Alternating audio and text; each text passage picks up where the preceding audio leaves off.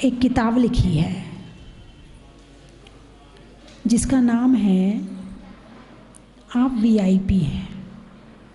आप क्या हैं? वीआईपी हैं। बोले आप वीआईपी हैं या नहीं हैं, पहले तो ये बताओ, ये फाइनल करो।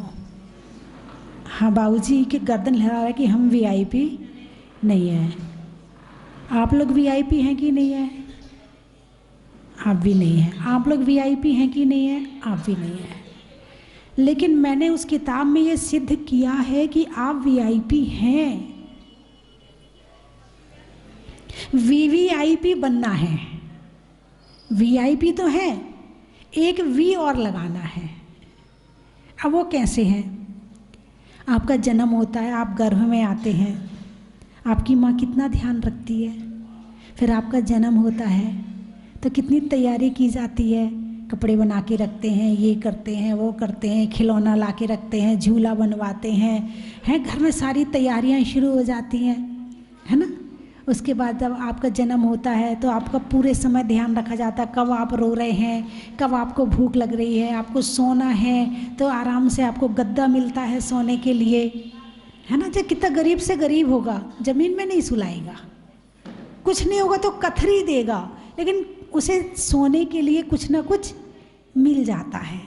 सर्दी होगी तो ओढ़ने के लिए चीज़ मिल जाएगी, कितना गरीब हो उसको भी ओढ़ने को कुछ ना कुछ मिल ही जाता है ना। आपकी पूरी व्यवस्था होती है। आपके आने के पहले आपकी व्यवस्था हो रही है, तो आप वीआईपी हैं कि नहीं है? हाँ जी पवन जी, प्रवीण जी, वीआईपी हैं कि नहीं है ना वीआईपी? तो वीआईपी तो हम हैं। मनुष्य गति वीआईपी है। जितना ध्यान मनुष्य के बच्चे का रखा जाता है दुनिया में, इतना ध्यान किसी पशु पक्षी के बच्चे का नहीं रखा जाता। बोलिए हाँ या नहीं है? तो अब आप हुए ना वीआईपी। अब वीआईपी बन के तो आ गए, अब वीआईपी से नीचे ना पहुंच जाओ, ऐसे काम ना हो जाएं। अभी तो हम वीआईपी हैं। आप घर जाते हो तो आपको खाना बना हुआ मिलता है, आप भोजन कर लेते हो, आपके कपड़े धुले हुए मिलते हैं। आप घर में रहते हो तो आपको धन कमाना नहीं पड़ता है, आपको नोट मिल जाते। उन्होंने कहा जरा 500 रुपये देना, ये लो। आपने कहा जरा 1000 रुपये देना, ये लो। सब एक दूसरे का ध्यान रख रहे हैं। यही तो वीआईपी हैं, यही तो महत्वपूर्ण है। हम अपने घर वालों के लिए महत्वपूर्ण है, और जब बाहर काम करते तो बाहर वालों के लिए भी महत्वपूर्ण हो गए। अब वीआईपी तो बन गए। पशुओं से तो हम ऊपर उठ गए, नरक गति से पशु गति ऊंची, और पशु गति से मनुष्य गति ऊंची। तो आपने 2 स्टेज तो पार कर दी, आपने 2 भाव तो पार कर लिए, 2 गति तो पार कर ली। उससे ऊपर उठकर आप मनुष्य गति में आ गए। ठीक है, त्रयंच गति का वर्णन चल रहा है। छेदन भेदन भूख प्यास, भार वहन हिम आतप त्रास। किसका वर्णन चल रहा? त्रयंच गति का। उसमें कौन से दुख हैं? छेदन, भेदन, भूख, प्यास, भार, भार वहन, आतप यानी गर्मी, हिम यानी सर्दी, त्रास यानी कष्ट। भार वहन हिम आतप त्रास। भार वहन यानी बोझा ढोया, हिम यानी ठंडी, आतप यानी गर्मी, और त्रास यानी कष्ट। ये सारे कष्ट पशु गति में हैं। घोड़े की नाल लगाई जाती ना तो उसके पैर में ठोंकते हैं, छेदन। गाय भैंस के कान काट के उसका निशान बनाया जाता है कि ये कौन सी गाय, इसका कान कैसा कटा है ना। इसी तरह से और भी काटने के कष्ट तो बहुत है, कितना कटना पड़ता है पशु गति में। मछली बने तो कटना पड़ा, बकरी बने तो कटना पड़ा, गाय बने तो कटना पड़ा, बैल बने तो कटना पड़ा। छेदन भेदन हुआ, पूरा अच्छी तरह से हुआ है। रोते रहे, तड़पते रहे, चिल्लाते रहे, हाथ और पाँव बांध दिए हैं, हाथ और पाँव बांध दिए और बांध के फिर तुम्हारी कटाई कर दी। तुम्हारी, हाँ हमारी। पिछले जन्म में हम कटे भी हैं, छिदे भी हैं, भिदे भी हैं, सब कुछ हुआ है हमारे साथ में। जब मैं बिहार कर रही थी उड़ीसा की तरफ, तो वहाँ बहुत सारे ट्रक जाते थे। उन ट्रकों के अंदर बहुत सारे, किसी में गाय, किसी में बकरी, किसी में इस तरह के जीव जंतु भरे होते थे। अब वो कोई महाराष्ट्र से ट्रक आ रहा है, कोई कर्नाटक से आ रहा है, जो लोग अपने घर में पालते हैं और जब काम के नहीं रहते तो वो बेच देते हैं। फिर ऐसे जो जीव जंतु होते वो कटने के लिए चले जाते हैं। तो वो कहाँ से आ रहा वो ट्रक, 2 दिन 3 दिन की यात्रा करके आ रहा, और वो ऐसे भरे हैं जैसे आप कबाड़ भरते हैं। जैसे आप कबाड़ और डाल दो, और डाल दो, और डाल दो, कोई व्यवस्थित नहीं। सिर घुसा दिया तो निकालने की जगह नहीं, पैर जहाँ रख दिया तो हिलाने की जगह नहीं, ऐसे उस ट्रक में भर दिया। और भरने के बाद 3-3 4-4 दिन तक वो ट्रक चलते रहते, ना पानी ना भोजन। बताओ उनकी हालत क्या होती होगी। बड़ा कष्ट होता था देख करके, बड़ा दुख होता था देख करके। एक बार हम कहीं थे तो वहाँ से एक माताजी हम साथ में थी, तो उनका बिहार हुआ, तो हम उनको छोड़ने के लिए गांव के बाहर तक गए। तो जब हम गए तो 2 छोटे छोटे बच्चे थे बकरी के, और वो खेल रहे थे, खूब उचक रहे थे और खेल रहे थे। जब लौट कर आए तो एक बच्चा नहीं था, तड़फ रहा था, और दूसरे बच्चे को उसी के सामने। ये पशुगति के कष्ट हैं, और एक बार नहीं, हमने अनंत बार सहे हैं। हम उस पशुगति में गए हैं, हमारा गला काटा गया है, हमें खाया गया है। आप उसको पढ़ो, जो मुर्गे, आटे का मुर्गा, एक कहानी है यशोधर की, है ना, यशोधर मुनि की कहानी है, आटे का मुर्गा। एक बार आटे के मुर्गा की बलि चढ़ाई थी, आटे के मुर्गे की नहीं चढ़ाई थी, आटे के मुर्गे की चढ़ाई थी, और मुर्गा जान के चढ़ाई थी। उसका फल ये हुआ कि उसे पता नहीं कितने बार कटना पड़ा, और दादाजी मर कर के भैंसा बने। भैंसा बनने के बाद उनके यहाँ 1-2 साल बाद बलि चढ़ाई उनके नाम से दी जाती होगी, उनके वो जो पुण्यतिथि होती है उसके ऊपर। तो पुण्यतिथि में कौन सा भैंसा बलि चढ़ने आया, जो दादाजी खुद थे, और उन्हें जाति स्मरण हो गया कि मैं ही दादाजी हूँ और मेरी पुण्यतिथि पर मेरी बलि चढ़ाई जा रही है। लेकिन अब बोल नहीं सकता, वहाँ कष्ट तो हो, यहाँ तो पेट दुख रहा है, घर वालों को बता दोगे, सिर दुख रहा है, घर वालों से कह दोगे, दवाई हो जाएगी, इलाज हो जाएगी। वहाँ तो कष्ट होते हुए, जानते हुए भी बोल भी नहीं सकते हैं, वहाँ योग्यता नहीं है अपना दुख बताने की। यहाँ तो जरा सास बहू में कुछ हुआ, पड़ोस में गए कह के आ गए। वहाँ तो कष्ट है मगर बोल नहीं सकते हैं। ऐसी गति है पशु गति। और भूख प्यास की वेदना, कभी आपने ध्यान से त्रियंचों को देखा नहीं है? जिसने भूख प्यास की वेदना सहन ना की हो, उसे सामने वाले के भूख प्यास भी दिखाई नहीं पड़ते हैं। जिसने भूख प्यास की वेदना सहन की है, उसे सामने वाले का भूख प्यास, अरे ये भूखा लग रहा है, अरे ये प्यासा लग रहा है, उसे पता चलता, दिखता है। जब मैं किसी गाय को बहुत पतली, एक एक हड्डी उसकी निकली हुई देखती हूँ, बड़ी दया आती है। देखो ये पशुगति के कष्ट हैं कि इससे खाने को भी नहीं मिल रहा है। जब बारिश के दिन होते हैं, 8-8 दिन तक लगातार बारिश होती है, पक्षी अपने घोंसले से निकल नहीं पाते हैं, और बारिश लगातार हो रही है, घोंसले में पानी भर गया है, उनके पंख गीले हो गए हैं, पंख भारी हो गए हैं, अब वो उड़ नहीं सकते हैं, 8 दिन तक भूखे रहते हैं, भूख से मर भी जाते हैं। कभी बारिश में ओला पड़ जाए। एक बार बहुत दिन पहले की मुझे याद है कि ओले पड़े, और खूब बड़े बड़े ओले पड़े। उस ओले में एक आम के बगीचे में जितने तोते थे सारे मर गए। एक ट्रैक्टर भर के तोते निकले थे, इतने तोते थे। तुम्हारे पास तो घर है ना, तुमने तो खुद को बचा लिया। पक्षियों के पास तो घर नहीं है, कैसे बचाएंगे खुद को? जैसा है वैसा सहन करना पड़ेगा। भूख की वेदना, प्यास की वेदना, है ना। गर्मी के दिन होते हैं तो गर्मी के दिनों में क्या पशु पक्षी को प्यास नहीं लगती? अरे बोलिए ना, लगती है। तुम तो अपना ग्लास उठाए और फटाफट गटक गए, लेकिन पशु पक्षियों की सोचो कि उन्हें भी प्यास लगती है, उन्हें भी भूख लगती है, और जब नहीं मिलता है तो सहन ही करते हैं। क्या करेंगे? यानी छोटी मोटी मतलब पशु गति कोई अच्छी गति नहीं है, अशुभ में लिया है उसको। और इतनी वेदना, इतने कष्ट हैं कि ऐसा लगता भगवान बस यहाँ से निकाल लो, नहीं सहन हो रहे यहाँ पर। पहली बात तो वहाँ जन्म होने के बाद पूरा जीवन जी लें, ये भी बहुत बड़ी बात है। वहाँ पूरा जीवन जीने को नहीं मिलता है।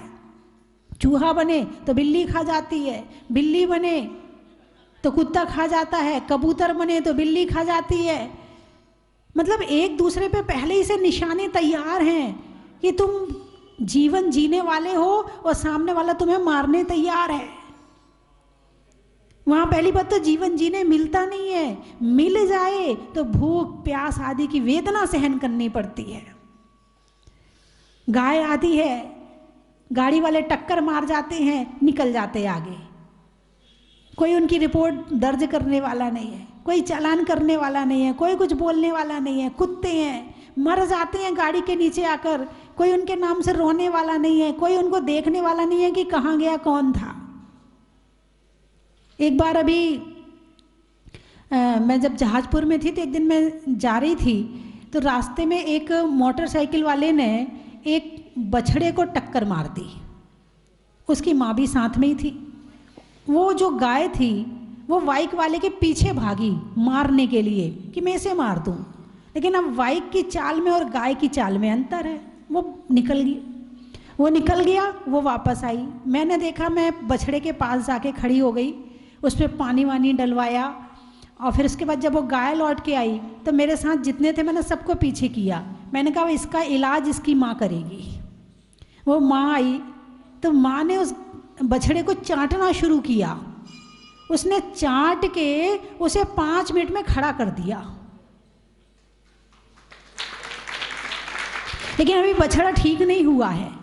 अब मेरे मन में आया कि उसका इलाज करवा दूं, तो उस बछड़े को वहाँ जो जहाजपुर में स्वस्थी धाम है उसमें लेकर के आए। गाय भी पीछे पीछे आई। अब गाय पीछे पीछे आई, अब फिर दोनों को वहाँ रख के डॉक्टर बुलाया, उनका इलाज करवाया, उन्हें अच्छे से खाना पीना दिया। गाय ने दूध देना शुरू कर दिया।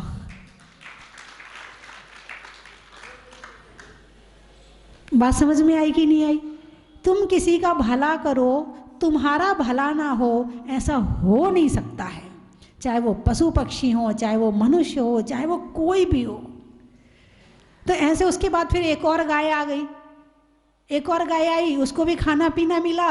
वैसे वो सूखी घूम रही थी, वैसे वो दूध नहीं दे रही थी, और वहाँ आई तो भगवान का ऐसा अतिशय, वो भी दूध देने लगी। ऐसे पता नहीं अपने आप गाय वहाँ चली आती हैं और कुछ दिन खाती पीती हैं और दूध देने लगती है।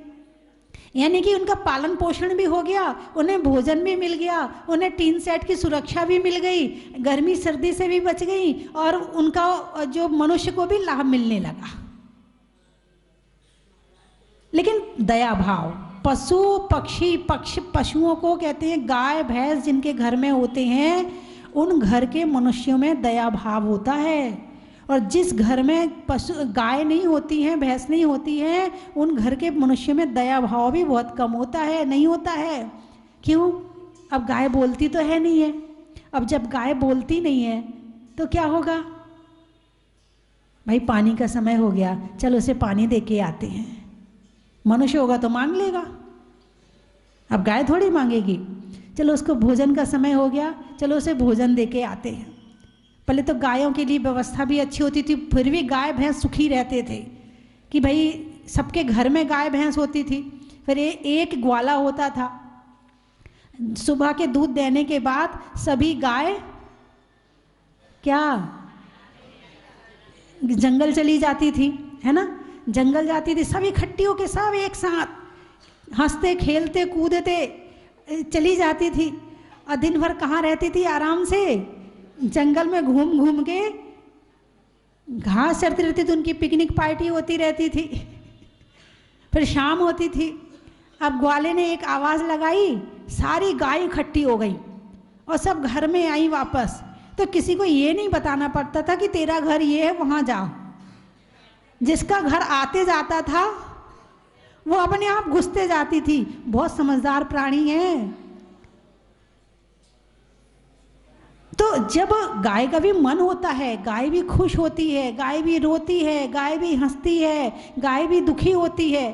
अब जब दिन भर घूमकर आती थी तो मन फ्रेश हो जाता था उनका, मैं खुश हो जाती थी। और जब शाम को दूध देती थी और उस सुखी गाय का जो दूध निकलता था तो पीने वाले भी सुखी रहते थे। अब जंगल बचे नहीं, चारा गाह की जमीन पर लोगों ने कब्जा कर लिया।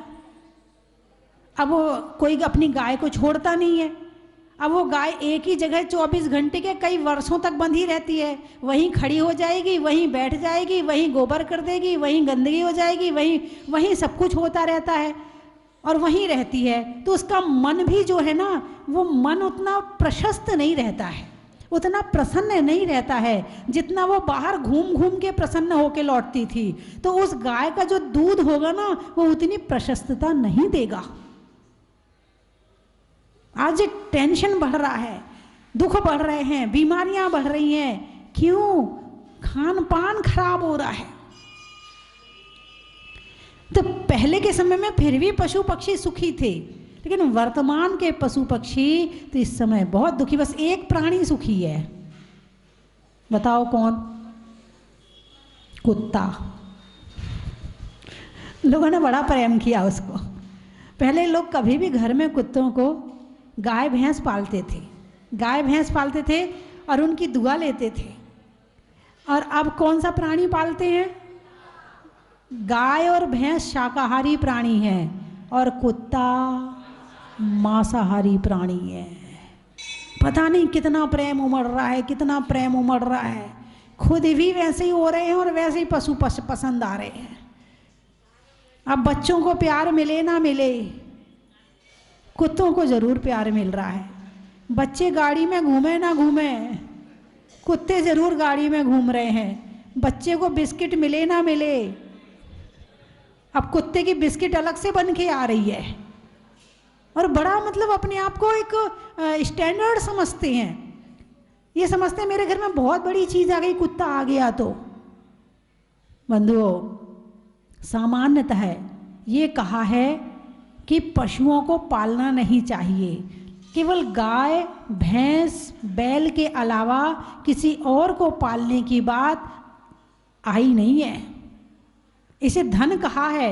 गाय कहते हैं ना, क्षेत्र वास्तु हिरण्य सुवर्ण धन धान्य दास दासी कुप्प भांड, ये है ना।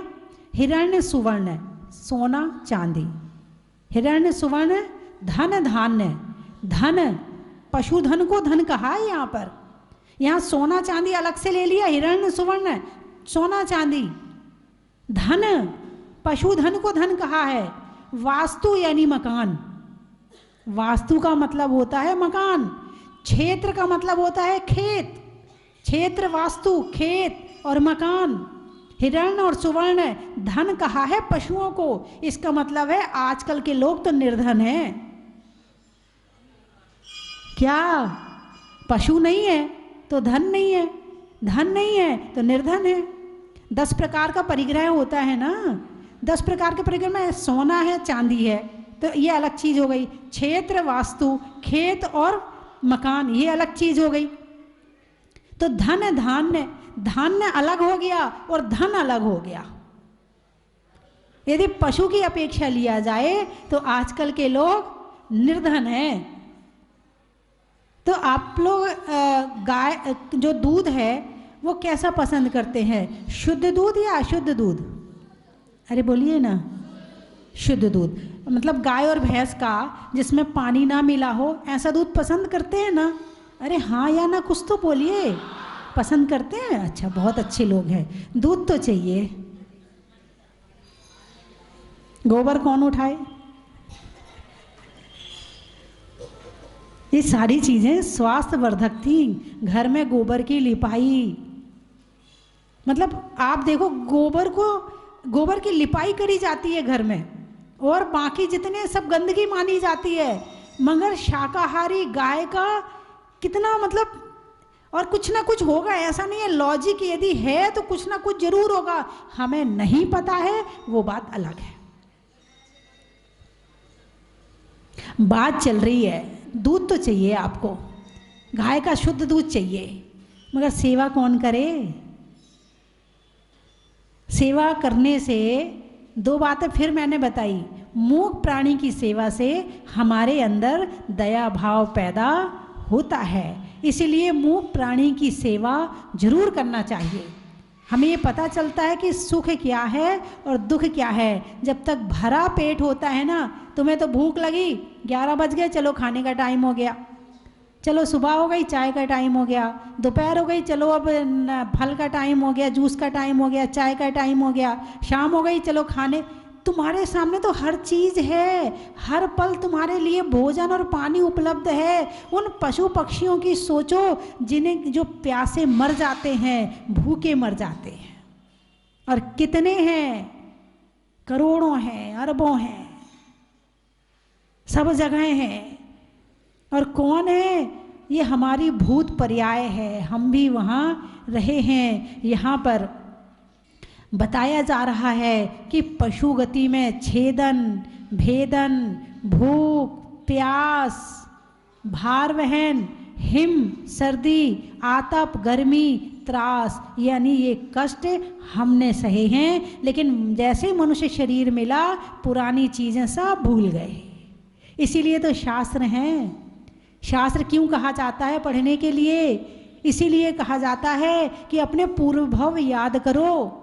पूर्व भव को याद करोगे तो वर्तमान में कम से कम थोड़ा सुधार आएगा, और पूर्व भव के दुख याद नहीं करोगे तो वर्तमान की जिंदगी पाप ही पाप कराएगी, टेंशन ही टेंशन कराएगी, चिंता ही चिंता कराएगी।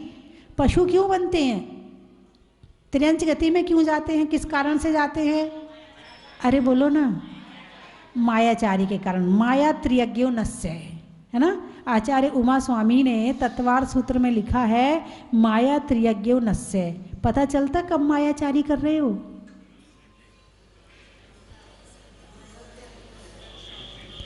मौन रहने के बाद में खुद का जीवन पढ़ना आता है कि मेरे मन में जो विचार चल रहा है वो क्रोध का है कि मान का है कि मायाचारी का।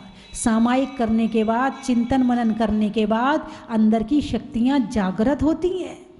इसलिए मौन और सामायिक दो चीज़ अपने जीवन में शुरू करो, यदि खुद को जानना है तो। और वरना तो जिंदगी निकल ही रही है, लड़ते भिड़ते, खाते पीते, क्रोध, मान, माया, हिंसा, झूठ, चोरी, कुशील, परिग्रह, निकल ही रही है जिंदगी।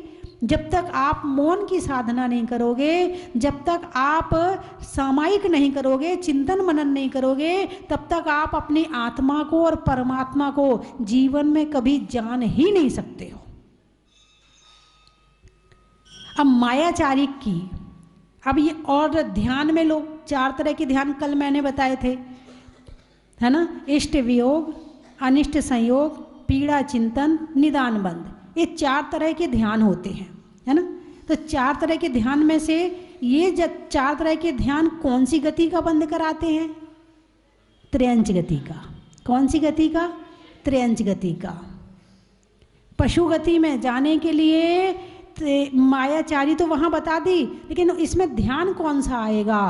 तो इष्ट वियोग, जो तुमसे दूर हो गया है, व्यक्ति या वस्तु, उसकी टेंशन चल रही है।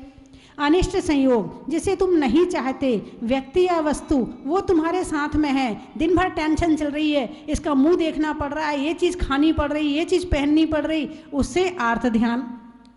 पीड़ा चिंतन, बीमारी का ध्यान, हाय मेरे घुटने में दर्द, हाय मेरे कमर में दर्द, हाय मेरा ऐसा हो रहा, हाय मैं 24 घंटे बीमारी का ध्यान और निदान बंद, मुझे ऐसा मिले, मैं ऐसा करूं, मैं ऐसा करूं। ये चारों चीज़ें आर्त ध्यान में आई हैं और आर्त ध्यान त्र्यंच गति का कारण है। बच्चे की टेंशन होती नहीं होती, उसकी पढ़ाई नहीं हो रही, वो ऐसा नहीं हो पा रहा, हाय वो कैसे होगा, उसका परीक्षा वो दे रहा है, रिजल्ट की चिंता तुम्हें हो रही है। 24 घंटे आर्त ध्यान, अब उसका फल उसको मिलेगा, तुम्हारा फल तुम्हें मिलेगा। 24 घंटे आर्त ध्यान में लगे पड़े हैं, कभी ये चाहिए, कभी वो चाहिए, कभी ऐसा करना, कभी वैसा करना। ये सब चीज़ पशु गति में जाने का कारण है। और वहाँ पर क्या है, ये छेदन भेदन भूख प्यास भार वहन हिम आतप त्रास, कष्ट सहो फिर जाकर के। जब तुम्हें मौका मिला था इस गति से ऊपर उठने का, तब तुमने ऐसा काम किया कि वापस फिर से वहीं पहुँच गए। अभी होश नहीं है, जिए जा रहे मोह में, करे जा रहे मोह में, कभी किसी की टेंशन, कभी किसी की टेंशन, कभी किसी की टेंशन, चले जा रही, चले जा रही। कितने समय आर्त ध्यान करते हो, कितने समय रौद्र ध्यान करते हो, और कितने समय धर्म ध्यान करते हो। मंदिर में बैठकर कौन सा ध्यान होता है, वहां भी धर्म ध्यान हो जाए बहुत बड़ी बात है। माला फेरने बैठे थे, धर्म ध्यान करने बैठे, वहां भी आर्त ध्यान चल रहा है। माला में भी आर्त ध्यान चलता है।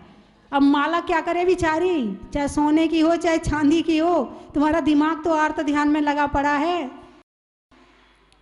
और कितने कष्ट हैं पशुगति में। एक बार बहुत दिन पहले जब हरियाणा गए, हरियाणा से चंडीगढ़ गए, वहाँ से शिमला की समाज लेने के लिए आई, तो शिमला भी प्रवास किया। वहाँ पर एक बार वहाँ बारिश हो गई, गर्मी के दिनों में थे तो वहाँ बारिश हो गई। अब बारिश हुई तो जो वहाँ का स्थान रहने का था, तो वहाँ पर पीछे पेड़ थे, तो पेड़ के में से किसी की छींकने की आवाज़ आ रही, किसी के खांसने की आवाज़ आ रही, दांत किटकिटाने की आवाज़ आ रही। यदि हम ये सारी चीज़ें भूल जाते हैं तो हमारा आर्त ध्यान रौद्र ध्यान निश्चित शुरू हो जाएगा। और हमें ये सब चीज़ें दिखती रहे ना, हम कहीं जा रहे हैं, रास्ते में पशु दिखें, पक्षी दिखें, उनका कष्ट दिखे, उनकी पीड़ा दिखे, फिर अपना पूर्व याद आए, तो फिर लगता है कि नहीं, हमें डर लगता, नहीं हमें इस गति में नहीं जाना है।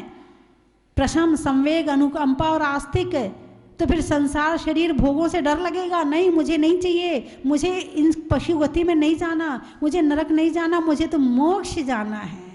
फिर ऐसी भावना अंदर में पैदा होती है। लेकिन क्या करते हैं, जग के दुख की तो परवाह नहीं है, स्वर्ग सुख की भी चाह नहीं है। भगवान ना तो जग के दुखों से डरते हैं और ना हमें स्वर्ग का सुख चाहिए। यही मतलब है ना इसका, यही तो गाते, जग के दुख की तो परवाह,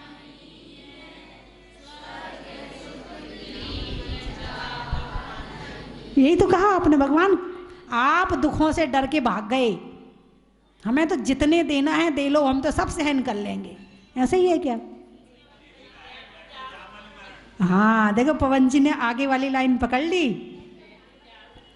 एक सम्यक दृष्टि कह रहा है, मुझे जग के दुखों से डर नहीं है, स्वर्ग सुख की चाह नहीं है, बस एक ही इच्छा है, मैं तो जामन मरण होवे ऐसा यतन। ये विनती जरूर पढ़ना चाहिए, बड़े भावों से रोज पढ़ना चाहिए, भगवान के सामने गाना चाहिए ये विनती। इससे बड़े अंदर से भाव उमड़ के आते हैं। चलिए समय हो गया है त्याग के वरने का, कर्म के हरने का और जीवन को सुधारने का। कर्मों में अष्ट का, कर्मों में अष्ट का, नहीं होने में भ्रष्ट का, पशु गति में होने वाले कष्ट का नहीं है महत्व है। इसका मतलब सुधरने वाले हो अब तुम, ठीक बात है। चलो फिर इसलिए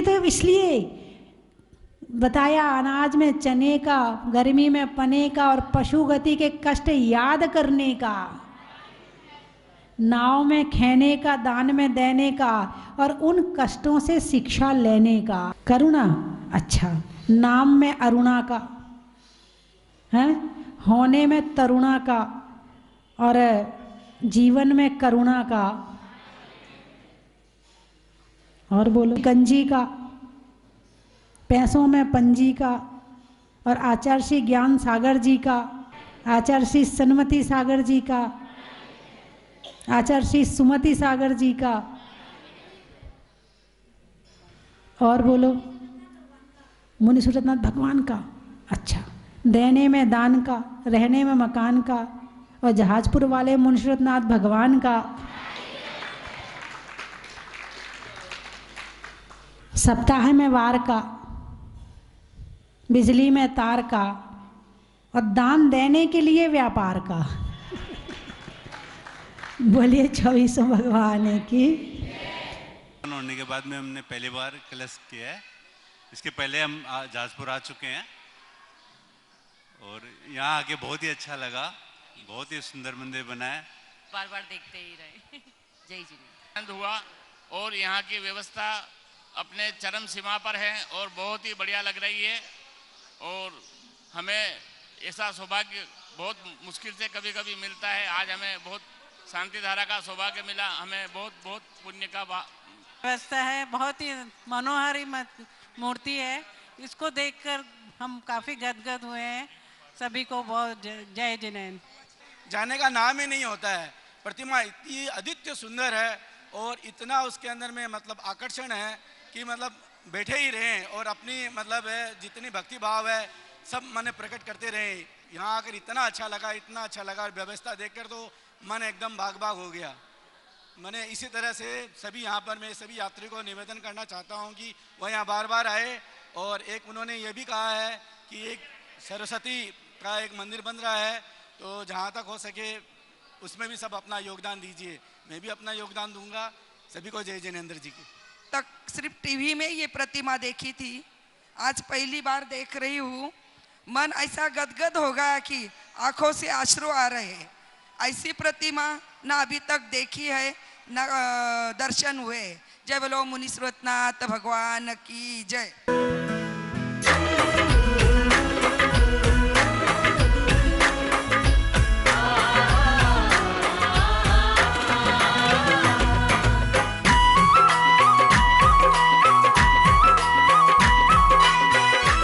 चन की थाल को सजाओ रे आज, रत्नों की थाल को भर लाओ रे आज। आओ आओ करे रे गुणगान आरती भगवन की। आओ आओ करे गुणगान आरती भगवन की। आओ आओ करे रे गुणगान आरती भगवन की।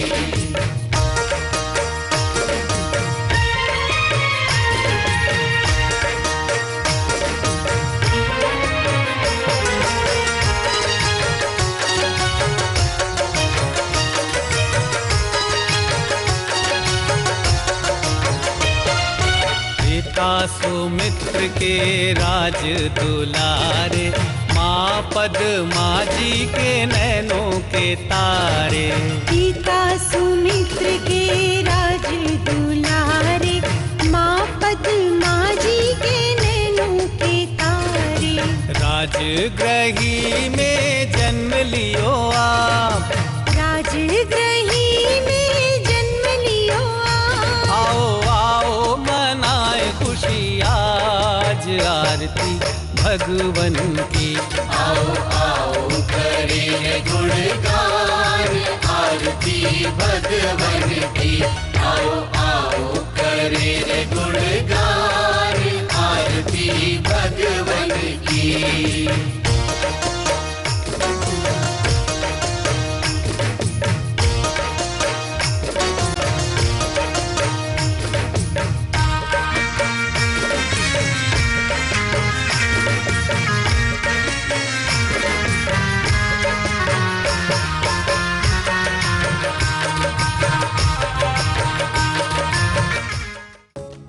परम विदुषी लेखिका गणिनी आरिका रत्न श्री 105 स्वस्ति भूषण माता जी, जिन्होंने मात्र 20 वर्ष में 100 से भी अधिक किताबें लिखकर जैन समाज को अनूठा योगदान दिया है।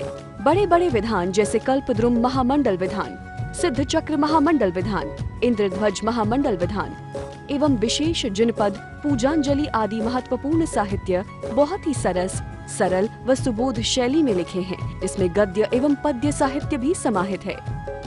इन महान साहित्यों को पढ़कर आप भी अपने ज्ञान का विकास कर सकते हैं। साहित्य प्राप्त करने हेतु आज ही संपर्क करें। संपर्क सूत्र 7906062500 9868345768।